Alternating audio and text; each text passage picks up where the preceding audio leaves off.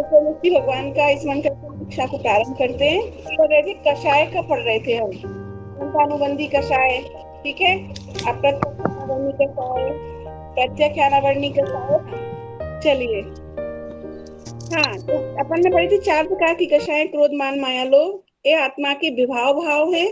क्योंकि आत्मा की सत्ता में उत्पन्न होने से इनको आत्मा का कहा जाता है, लेकिन ये आत्मा की नहीं है। और हमें बुद्धि पूर्वक अनंतानुबंधी कषाय का त्याग करना चाहिए। ठीक है, और ये चारों कषाएं क्रोध मान माया लोभ 4 प्रकार से होती हैं। अनंतानुबंधी, अप्रत्यक्षानावर्णी, प्रत्यक्षानावर्णी और संजुलन। ठीक है, तो इनमें सबसे तीव्र कषाय और सबसे बड़ी कषाय कौन सी है? अनंतानुबंधी। ठीक है, तो सबसे पहले ऐसा कहते हैं जिनेन्द्र देव, आचार्य देव ऐसा कहते हैं कि सबसे पहले हमें बुद्धि पूर्वक अनंतानुबंधी कषाय का त्याग करना चाहिए। ठीक है, बाकी जो 3 कषाएं हैं, अप्रत्यक्षानावर्णी, प्रत्यक्षानावर्णी और संजुलन, इनके त्याग का उपदेश नहीं है जिनवाणी में कहीं भी। ठीक है, तो क्या मतलब ते कषाय करने का उपदेश है? नहीं, करने का भी उपदेश नहीं है। ये कषाएं अपने आप अभ्यास से धीरे धीरे धीरे धीरे कम होती हैं। ठीक है, इनको बुद्धि पूर्वक खत्म नहीं करना होता है, ये अपने आप कम होती हैं। बुद्धि पूर्वक हमें अनंतानुबंधी कषाय को रोकना होता है, त्याग करना होता है। ठीक है, 4 जगह अनंतानुबंधी हमें बुद्धि पूर्वक नहीं करनी चाहिए, बुद्धि पूर्वक उसका त्याग करना चाहिए। किन किन 4 जगह? देव, शास्त्र, गुरु। देव, शास्त्र, गुरु। देव, शास्त्र, गुरु के आगे तो अनंतानुबंधी कभी नहीं करनी चाहिए। ठीक है, भगवान के सामने जानबूझकर गुस्सा, प्लानिंग के साथ गुस्सा करना, लोग, इसमें चारों के साथ लेते जाना, मैं एक का नाम ले रहा हूँ, चारों मिलाते जाना। भगवान के सामने क्रोध मान माया लोभ, अनंतानुबंधी। गुरु के सामने क्रोध मान माया लोभ। ठीक है, देव, शास्त्र और जिनवाणी के सामने अनंतानुबंधी क्रोध मान माया लोभ। ये 3 देव, शास्त्र, गुरु के आगे में कभी भी इन 4 जगह पर अनंतानुबंधी क्रोध मान माया लोभ नहीं करना चाहिए। अब हमें कैसे पता चले कि हम अनंतानुबंधी क्रोध मान माया लोभ कर रहे हैं? भगवान का अवर्णवाद करके, जिनवाणी का अवर्णवाद करके और गुरुओं का अवर्णवाद करके। गुरुओं में हम त्यागी, व्रती, ब्रह्मचारी, पंडित जी, विद्वान सब ले लेंगे। ठीक है, साधर्मी भी ले लेंगे हम। इनका अवर्णवाद नहीं करना चाहिए। अवर्णवाद मतलब अगर हम उनका मजाक भी उड़ाते हैं तो वो भी अवर्णवाद है, अनंतानुबंधी कषाय है। हाँ, चौथी चीज थी आत्मा। देव, शास्त्र, गुरु और चौथी चीज आत्मा, है ना? ऐसा कहता है हाँ, बड़े आत्मा फात्मा है, आत्मा में डूब के यही भगवान बनेंगे अब तो, आत्मा आत्मा की चर्चा करके। ऐसे जो शब्द होते हैं, शब्द होते हैं अवर्णवाद के। ये अनंतानुबंधी क्रोध है। ठीक है, आत्मा के विषय में हमें सच्चा स्वरूप तो पता है ही नहीं। ठीक है, और कहते बड़े आत्मा के गीत गाने वाले, सब आत्मा वाले मोक्ष जा रहे हैं, हम तो जाएंगे नहीं। ये जो इस तरह की भाषा, इस तरह का प्रयोग करते ही अवर्णवाद होता है। इससे अनंतानुबंधी का बंध होता है। अनंतानुबंधी क्रोध है, अनंत संसार का कारण है, मिथ्यात्व है। आत्मा, देह, भगवान के सामने जानबूझकर मंदिर में झगड़ा करना, प्लानिंग के साथ झगड़ा करना, इवन अपनी कषाय पुष्ट करने के लिए झगड़ा करना। एक कसाई बोलते तो एक कसाई में 4 इंक्लूड हो जाती है, मान लेना। ठीक है, अब जैसे अब इतने प्रकरण होते मंदिर में, ध्यान ही नहीं आता कि किस अपन क्या एग्जाम्पल दो। ठीक है भाई, मेरी शांति धारा होनी, उसी डेट पे, सेम डेट पे दूसरे की होनी, दोनों नाम लिखा दिया। अब पता चले कि उसमें यंत्रण में क्रोध मान माया लोभ उत्पन्न हो गई। नहीं, पहले हमने नाम लिखाया था तो पहले झाड़ी हम पकड़ेंगे शांति धारा की, उनने क्यों पकड़ ली पहले? अरे क्या फर्क पड़ता है? मैं तो कहती नाम लिखाने के बाद भी अगर तुम सबसे पीछे भी हाथ जोड़ के खड़े हो जाओगे ना, तो भी पुण्य मिलेगा, श्रद्धा का, भक्ति का, भावों का फल मिलेगा। और तुम इस कषाय के साथ कि मैंने पहले नाम लिखाया था, मैंने ज्यादा रुपए दिए, तो पहले झाड़ी मैं ही पकड़ूंगा शांति धारा की। अरे तुम करते हुए भी पापी कमा रहे हो, मिथ्यात्वी कर रहे हो, अनंतानुबंधी कर रहे हो खड़े होके। समझ में आया? गुरुओं का मजाक उड़ाना अब बहुत देखे इन जैसे तो। अरे आजकल तो वो ऐसे सब अपना अपना चला रहे हैं। इस तरह की जो भाषा का भी प्रयोग होता है ना, भले हम हंस के बोले, अनंतानुबंधी का पार्ट है ये। इससे हमें अनंतानुबंधी बन रही है। जिनवाणी, अरे बहुत कठिन है भाई, अपने पल्ले नहीं पड़ने वाली। अपन पढ़ के क्या विद्वान बन जाएंगे? पढ़ने वाले अपन मोक्ष मोक्ष नहीं जा रहे। ये जो इस तरह की भाषा है ना, ये अनंतानुबंधी बांध रही है। अनंत संसार का कारण है ऐसी भाषा का प्रयोग।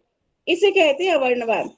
ये तो हम हंस के ही कहते हैं, अरे भाई शास्त्र तो अपने दिमाग से ऊपर की चीज है, अपन को समझ में नहीं आते, अपन नहीं पढ़ सकते। इसलिए मैं कहती हूँ कितनी भी कठिन गाथा हो, कितना भी कठिन चैप्टर हो, कितना भी कठिन शास्त्र हो, पढ़ना ही चाहिए। अरे हमारे आचार्य तो लिख लिख के चले गए। आचार्य कुंद कुंद की तो लिख लिख के गर्दन टेढ़ी हो गई थी, सोचो। और हम पांचों इंद्रिय मिली हो, आंखें अच्छी मिली हो, हम पढ़ नहीं सकते। पढ़ नहीं सकते वो एक अलग बात है। पढ़ने ही नहीं चाहते, और पढ़ना नहीं चाहते उसके बाद हम उसकी निंदा भी कर रहे हैं, अवहेलना भी कर रहे हैं। ये अवहेलना ही तो हुई ना। नहीं आया होगा अभी समझ में? अभी नहीं आया, मैं एक एग्जांपल देती हूँ फिर समझ में आएगा। जैसे एक बच्चा होता है ना, उसकी मम्मी ने कहा जाओ बेटा बाजार से दूध ले आओ, है ना। अब बच्चा बोला ठीक है ले आते हैं, गया, और रास्ते में कोई फ्रेंड मिल गया, तो कहता है कहाँ जा रहा हो? भाई मम्मी ने दूध लेने भेजा है। तब तो दूसरा बच्चा बोला हाँ ठीक है बढ़िया, तू काम कर पहले फिर मिलते हैं। वो कहता ना अरे यार मम्मी तो कहती रहती है, उनका तो काम ही है बड़ा बड़ा बड़ा करना। अब बोलो, बच्चे ने मम्मी का सम्मान रखा या क्या किया? अपमान किया। हाँ, माता की अवमानना करी उसने, अपनी जगत जननी जिसको माता संसार में लाई, उस माता की अवमानना करी उसने, हंस के करी। तो अब क्रोध, इसे कहते हैं अनंतानुबंधी क्रोध। जिनमाणी माता जो परम उपकारी है, संसार से कल्याण कराने वाली है ये जिनमाणी माता। और इसके बारे में हम क्या कह रहे हैं? बहुत कठिन है यार, हमें समझ में नहीं आती, छोड़ो, पंडितों का काम है, अपना काम नहीं है। सही है क्या ये बात? एग्जाम्पल समझ आ गया? हाँ भाभी आ गया। ऐसे कि देव शास्त्र गुरु और आत्मा के विषय में हमें अनंतानुबंधी नहीं करनी चाहिए, और बुद्धि पूर्वक इसका त्याग करना चाहिए। ठीक है। और रही बाकी की तीन कषाएं, अप्रत्याख्यानावर्णी, प्रत्याख्यानावर्णी, संजुलन, तो अनंतानुबंधी अपने आप छोड़ेंगे हम तो ये तीन अपने आप धीरे धीरे कम होंगी। इनको छोड़ना नहीं पड़ता, ये अपने आप कम होती हैं। कैसे? अब सुनो, अब अनंतानुबंधी कषाय सम्यक दर्शन नहीं होने देती। अब जो हमने अनंतानुबंधी छोड़ दी, सम्यक दर्शन की प्राप्ति कर ली, अप्रत्याख्यानावर्णी कषाय है तो हमने अनुव्रत धारण कर लिए। अप्रत्याख्यानावर्णी का मंद उदय तो हम अनुव्रत धारण कर लिए। अनुव्रत धारण कर लिए तो अनुव्रतों को हमें छोड़ना नहीं पड़ेगा, बुद्धिपूर्वक ध्यान रखना। अनुव्रत हमें बुद्धिपूर्वक छोड़ने नहीं है। जब हम अनुव्रत से महाव्रत धारण करेंगे, अनुव्रत से हम महाव्रत धारण करेंगे, तब वो अनुव्रत अपने आप छूट जाएंगे। समझ में आई चीज है?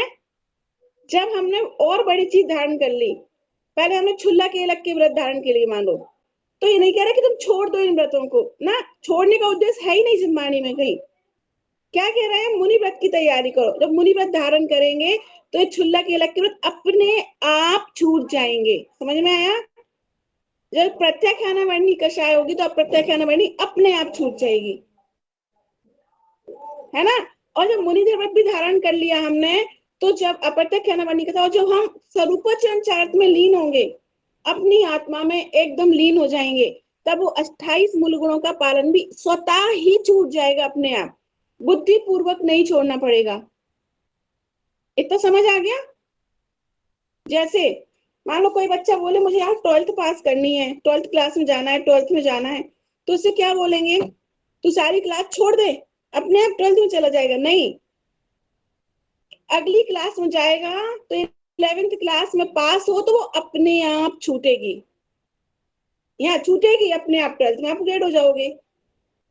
यही होगा ना? समझ, एग्जाम्पल समझ आ गया? जो भी एक पॉइंट उठाया कि अनंतानुबंधी को बुद्धि पूर्वक छोड़नी पड़ती है ना। और तीन कषाएं अपने आप कम होती चली जाती हैं, इनको छोड़ना नहीं पड़ता, अपने आप कम होती हैं।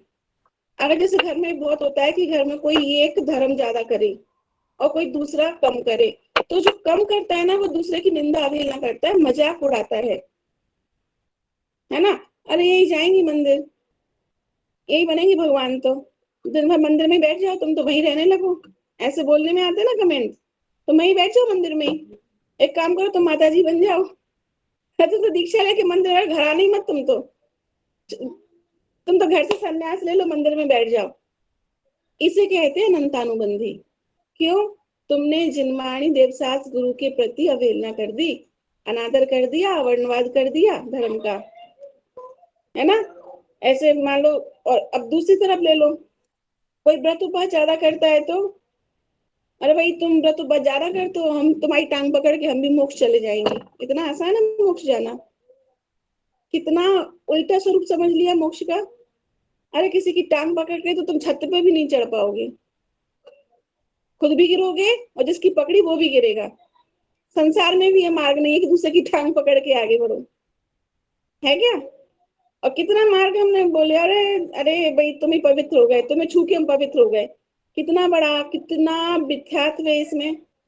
अरे शरीर तो अपवित्र है, इसको छू के कौन पवित्र हुआ है जिसे तुम छू के पवित्र कर रहे हो? समझ में आ रहा चीज? यानी संयम की अनमोल करो कि आहा हमारा, तो फिर कैसे करें? क्या बोले भाई, हमारा भी कब ऐसा सौभाग्य आए, हमारी शक्ति भी ऐसे बढ़े, हमारे भी ऐसे भाव बने, हम भी आपकी तरह ऐसे करें, व्रत उपवास संयम धारण करें, जैसे जिनवाणी माँ ने बताया हम वैसे धारण करें। वो स्तुति आई ना, उसमें नहीं लिखा कि मुनिराज बन जाएंगे तो हम भी उनके पीछे पीछे चले जाएंगे। अति पुण्योदय माया वाली स्तुति में लाइन दी है कि कबे धन्य सु अवसर पाऊं, जब निज में ही रम जाऊं, करे तादिक भेद मिटाऊं, राग आदि के दूरे भगाऊं। बड़ी स्तुति, कितनी मतलब एक एक लाइन पढ़ता तो मजा मजा आ जाता है कि कब धन्य से अवसर पाऊं, जब निज में ही रम जाऊं। ये नहीं कहा कि बहुत देखे रमने वाले आत्मा में, इस तरह की भाषा का प्रयोग नहीं बताया। ये अनंतानुबंधी है, क्योंकि क्यों इसमें देव शास्त्र गुरु आत्मा चारों की विराधना एक साथ हो रही है। और ये मिथ्यात्व अनंतानुबंधी है, अनंत संसार का कारण है, नित्य निगोद नहीं, निगोद नरक का कारण है। पाप करने से तो जीव नरक गाया जाएगा, ठीक है, मिथ्यात्व से जीव निगोद जाता है। अंदर समझ में आया? इसलिए मिथ्यात्व को पहले छोड़ना है। सामने वाले को यदि क्रोध आए तो उसको बोलो भाई, जब भी क्रोध आए तो भाई मेरे सामने मत बोलना, क्योंकि क्रोध में मुझे कुछ दिखाई नहीं देता है, मुझे कुछ सुनाई नहीं देता है क्रोध में, ठीक है। तो अब सामने वाले को क्या बोलो भाई, जब भी आपको क्रोध आए, मतलब मुझे क्रोध आ रहा हो उस समय आपको भी क्रोध आए, तो कागज पे लिख लो सारी चीजें, कागज पे लिख के बाद में बता दो हमें कि भाई ऐसा ऐसा आपने बोला था, इससे हमें क्रोध आ रहा था। बस समाधान मिल जाएगा उस चीज का। बच्चों को कभी भी चुप नहीं कराना चाहिए। तुम कुछ मत बोलो, तुमको कुछ समझ में नहीं आता। अरे सबसे ज्यादा चीज समझ में तो बच्चों को ही आती है। बच्चों को बोलने दो। अब उनके बोलने का तरीका गलत है तो उनसे बोलो लिखो, अपना गुस्सा कहीं दूसरी जगह निकाल लो, ठीक है, लेकिन बच्चों को चुप नहीं कराना चाहिए। ये अपनी गलती हो जाती है पेरेंटिंग की। अपन बच्चों को हर चीज में चुप करा देते हैं ना, तू क्या समझता है, तू क्या जानता है, नहीं, है ना। अगर अपन अपनी जिनवाणी को अच्छे से पढ़े तो पेरेंटिंग के भी इसमें इतने टिप्स मिलते हैं कि अपन दी वर्ल्ड बेस्ट पेरेंटिंग कर सकते हैं अपन अपनी जिनवाणी पढ़ के अपने बच्चों का लालन पालन। एक चीज हो गई। अब तो हो गई एक, अभी तो हमने क्या पढ़ा कि अनंतानुबंधी क्रोध मान माया लोभ होता है। अब एक नई चीज कि हास्य यानी हंसना भी अनंतानुबंधी का पार्ट है। रति अच्छा लगना भी अनंतानुबंधी है, अरति बुरा लगना भी अनंतानुबंधी है। जो 9 कषाय है ना वो भी अनंतानुबंधी होती हैं। 14 प्रकार की कषाय अनंतानुबंधी होती हैं। क्रोध मान माया लोभ और हास्य रति अरति भय शोक जुगुप्सा स्त्रीवेद पुरुषवेद नपुंसकवेद 13 और 14वीं मिथ्यात्व। एक्चुअली वो मिथ्यात्व 14वीं नहीं है, मिथ्यात्व पहले नंबर पर है। सब जगह मिथ्यात्व का साम्राज्य फैला हुआ है। तो हमें इस मिथ्यात्व के साम्राज्य में से बाहर निकलना है। भाई हटाई दो इसे, हमें चाहिए ही नहीं है मिथ्यात्व हमारी लाइफ में। तो मिथ्यात्व को हटाने का उपाय क्या होगा? सम्यक की प्राप्ति करो। अब वो कैसे होगी? तो किताबी भाषा हो गई। इसको अब अपने जीवन में छोटे छोटे छोटे छोटे अप्लाई करना है। सबसे पहले तो छोटी छोटी तो सारे एग्जाम्पल देते हैं ना अपन, इनको ही पकड़ना सीखो। अपने मन का कुछ हो गया तो बहुत ज्यादा खुश नहीं होना है। अरे हो गया तो वो भी होना निश्चित था, हमने अच्छा नहीं किया, है ना। और कुछ बुरा हो गया तो उसमें गुस्सा नहीं करना, द्वेष नहीं करना, मन को अरति नहीं करना, मन को मलिन नहीं करना। क्यों? क्योंकि वो भी निश्चित था। अब जो निश्चित है तो उसमें ना सुख है ना दुख है, सहजता आ गई ना। और ना द्वेष है देखो किसी के प्रति, है ना। अगर हम सभी को जीव देखें, एक बार सोच के देखना, सास भी जीव, ससुर भी जीव, बच्चे भी जीव, पति भी जीव, पड़ोसी भी जीव, कुत्ता बिल्ली मक्खी मच्छर, अपने घर में रहने वाले चींटी छिपकली चूहे सब जीव है। सभी भगवान आत्मा है, सभी में सिद्धों के समान गुण हैं, सभी एक दिन सिद्ध बन सकते हैं। अगर इस दृष्टि से देखें तो सभी जीव समान हैं। अब किस पर क्रोध करें और किस पर वो करें। जिनवाणी में एक शब्द आता है मिथ्या दृष्टि लोगों के लिए कि करुणा के पात्र हैं वो जीव। उन जीवों पर करुणा आनी चाहिए, उन जीवों से द्वेष नहीं होता, उन जीवों से नफरत नहीं होती, घृणा नहीं होती, करुणा के पात्र हैं। ये मनुष्य पर्याय भी मिली, समझने की शक्ति मिली, बुद्धि मिली, फिर भी तत्व से वंचित है। कितने करुणा के पात्र हैं वो लोग।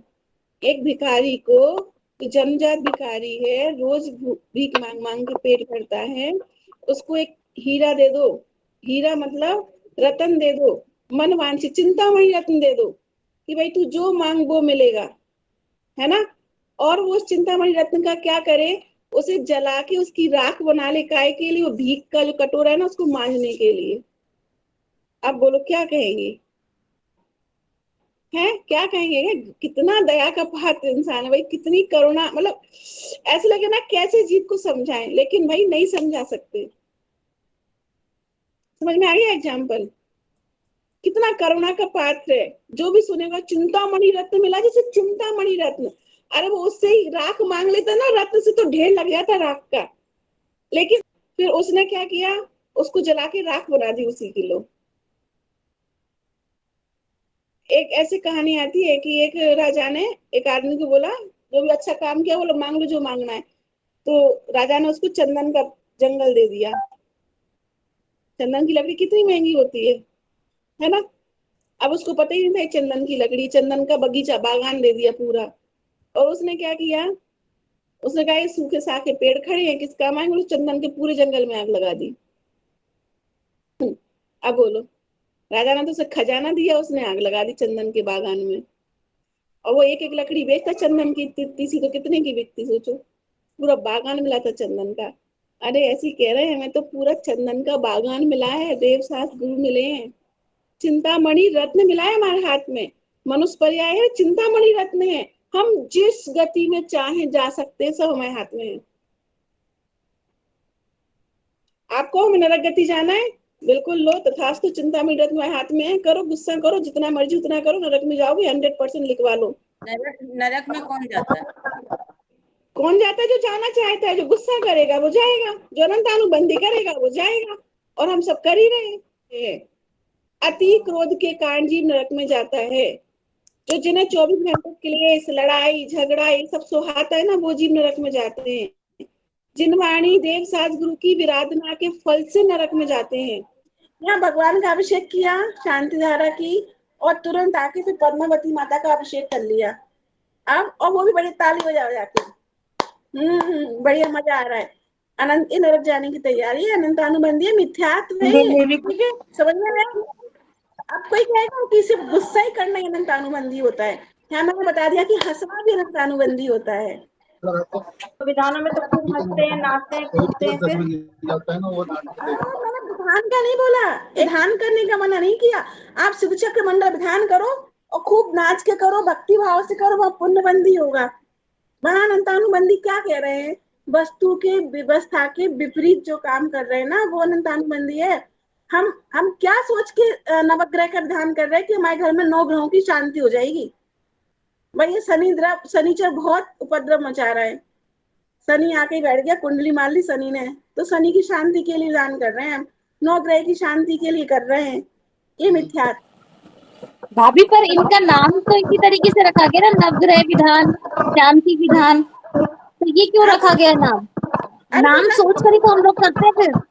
जैसे हम अपने घर में कोई विधान करवाएं तो क्या फीलिंग रहनी चाहिए घर के, मतलब घर के घर में आप तो भक्ति भाव पूर्वक करो। अरे बस। अरे सुनो, जैसे घर के मकान होते हैं हम्म ना, बड़ा मकान बनाया तो सब विधान करते हैं, ज्यादातर शांति विधान करते हैं। तो किस लिए हम्म करते हैं? अरे जिस घर में जिनवाणी का और गुरु का प्रवेश नहीं होता है ना, वह हम्म घर शमशान घाट के समान होता है। तो वो अपनी घर की पवित्रता के लिए, हम कोई शुभ काम करने जा रहे हैं तो अपने भगवान को याद करते हैं ना, वो इसलिए करते हैं, ना कि इसलिए करते हैं कि नए घर में जा रहा है शांति विधान कर लो तो खूब धन आएगा, खूब सुख शांति आएगी, इसलिए नहीं करते। ठीक है, ठीक। अगर हमारे घर में जिनवाणी का प्रवेश नहीं हुआ तो हमारा घर तो शमशान ही है, कितने से सजालो उसे, चाहे तुम लाखों का डेकोरेशन कर लो, चाहे करोड़ों का इंटीरियर करवा लो। इसलिए जिनवाणी का प्रवेश करते हैं। हम भगवान को साक्षात घर नहीं ला सकते, इसलिए हम यंत्रराजी विराजमान करके विधान पूजा भक्ति करते हैं। लेकिन अगर उसमें ये आ गया कि नया घर है, कोरा घर है, भूत प्रेत हो जाएंगे, शांति कर लो, तो मिथ्यात्व पाप है फिर। कि लोग यही कहते हैं कि नया घर बना है, हम तो विधान करवा रहे हैं, आना जरूर, तो मैं ऐसे ही बोल के करते हैं। अरे तो मैं घर बनाऊंगी नया, तो मैं भी विधान करूंगी, तो मैं भी सबको बुलाऊंगी। क्यों? क्योंकि मीठा खाएंगे तो अकेले खाने में थोड़ी मजा आएगा। भगवान की भक्ति कर रहे हैं, 3 लोग के नाथ की भक्ति कर रहे हैं, तो सबको बुलाएंगे ना। अरे अपने बच्चे की शादी करते हैं तो पूरी समाज को बुला लेते हैं हम। क्यों बुलाते हैं? भाई हमारी खुशी में आके शामिल हो जाओ, इसलिए तो बुलाते हैं। इसलिए थोड़ी बुलाते कि तुम नहीं आओगे तो हमारे बच्चे की शादी चलेगी कि नहीं, पता नहीं, भाई तुम आई जाना तो मेरे बच्चे की शादी चलेगी, इस निमित्त से बुलाते हैं क्या हम ना? ये तो कोई सोचते ही नहीं होगा। ये निमित्त थोड़ी होता है, ये भावना होती है कि हमारी खुशी में आप शामिल हो जाओ। ऐसे ही जब हम 3 लोग के नाथ की भक्ति कर रहे हैं, पूजा ध्यान कर रहे हैं, इसलिए हम सबको आमंत्रित कर रहे हैं कि पुण्य के काम में सभी ये शामिल हो, सभी पुण्य का अर्जन करो। ये भावना थोड़ी है कि आके आओ आप भी अपनी मनोकामना पूरी मांग लो। अरे जब तीर्थंकर परमात्मा का पहला आहार होता है ना, तब देव पंचाचार करते हैं। तीर्थंकर का आहार देने का मौका मिला हमें, क्यों? क्योंकि सबसे कठिन दान आहार दान होता है। सही बात है। आहार दान देना आसान है, पैसे खर्च करो, बनवा दे धर्मशाला, आते रहेंगे महाराज जी, रुकते रहेंगे, कितना आसान है। उसमें तो खुद को तो कुछ मेहनत नहीं करनी है ना। शास्त्र दान देना कितना आसान है। जाओ सांगाने खरीद लो 2-5 लाख के साथ, तो दे दो महाराज जी को। पूरे हिंदुस्तान में जितने संघ है ना, सबको दे दो, तो भी शास्त्र इतने हैं अपन देने के लिए, मेहनत थोड़ी लगी तुम्हें। अभय दान, आहार दान, ज्ञान दान देना भी आसान है। अब देखो मैं दे ही रही हूँ ना, क्या करना है मुझे, क्या लग रहा है, मेरा क्या कष्ट हो रहा है? अब तो पहले तो पैसे लगते थे इंटरनेट के, अब तो वो भी नहीं लगते। सबसे कठिन है आहार दान देना। क्यों? तभी तो मिलाओ भगवान की। उनके मन में क्या विधि समा के रखी उन्होंने। एक बार तो 46 दोस्त निवारण करके आहार चौका बनाओ। जब तक निराश का चौका नहीं हो जाए, पड़गाहन नहीं हो जाए, निरंतर आहार नहीं, तब भूखे रहो, खुद नियम संयम दिलवाएंगे, उनको धारण करो। कितना पेशेंस चाहिए, है ना? तो सीखो पहले तो बनाना, पानी छानने ही सीख लो। किसी को पानी छानना आता है? मर्यादा किस चीज की कितनी है, सबसे दे रहा है। अगर जिसने एक बार जीवन में आहार दान दे लिया ना, और उत्तम पात्र को दे लिया, तो नियम से मुख्य अधिकारी होता है वो चीज। तो जहां भी दान करना है ध्यान से करना। जिनवाणी में एक बात आती है कि दया और दान 84 लाख योनियों में सिर्फ और सिर्फ मनुष्य को करने का मौका मिलता है। तो अपन को जितना दया जीवों पर, जितनी करुणा, जितना दान कर सकते हो कर लेना चाहिए। त्रियंच कर नहीं सकते, त्रियंचों के पास है नहीं, नारकियों को देने का भाव नहीं आता, और देवों को जरूरत नहीं है देने की। निज निज में बताई है अनंत उपकार है, उसके लिए जिनवाणी माँ को वंदना शतबार है। ये जिनवाणी भारती तो जपो दिन रहे, जो तेरी शरणा गए सो पावे सुख चैन। जावाणी के ज्ञान से तुझे लोका लोक, तो वाणी मस्तक नमो सदा देते हों लोग। क्या हो सकता है?